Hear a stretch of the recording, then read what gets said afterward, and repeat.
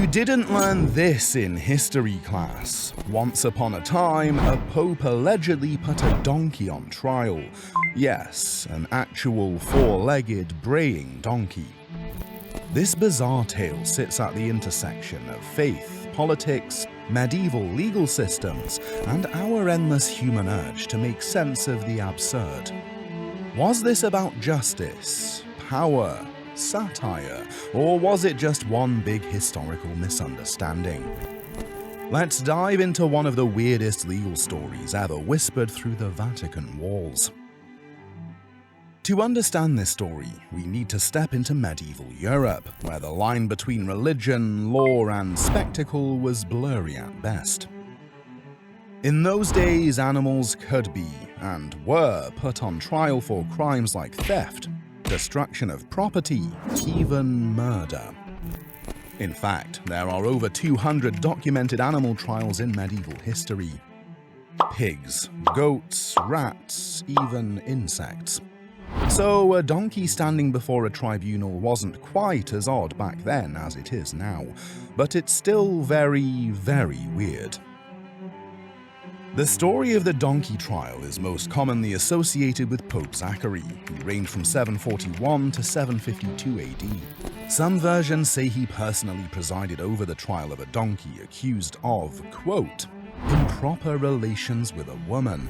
Yeah, you heard that right. The story goes that both the donkey and the woman were brought to court.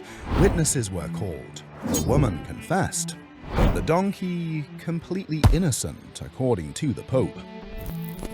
Zachary allegedly declared the donkey blameless, citing its lack of free will or understanding. It was spared any punishment. The woman, on the other hand, did not get off so easily. Now here's where things get wonky. Historians are divided on whether this trial actually ever happened. There's no primary source from Zachary's own time that mentions it. The earliest accounts come centuries later, and they're often wrapped in layers of satire or second-hand storytelling. Some scholars believe the story was invented or exaggerated to mock the church, or to comment on how justice was applied differently to men, women, and animals. Others argue that while Zachary may not have personally been involved, similar trials did happen, and this tale simply became a kind of medieval urban legend with a papal twist. So why put animals on trial at all? In medieval theology, even dumb beasts were seen as part of God's creation, and thus subject to divine and earthly justice. But these trials also served as public theater. They reinforced social norms, punished human behavior through proxy, and dramatized the difference between instinct and morality. Plus, if you're a church trying to assert its legal authority over everything, what better way than showing you can even prosecute a donkey?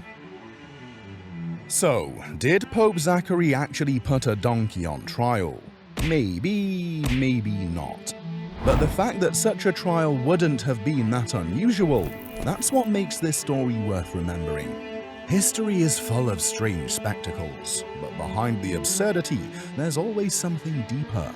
Power, fear, belief, and the strange ways people have tried to make sense of right and wrong. Thanks for watching Wonky History. The past was weird, and we're here for it. If you want more strange but true stories like this, hit that subscribe button and ring that bell. And check out last time, when we asked, why did people eat mummies?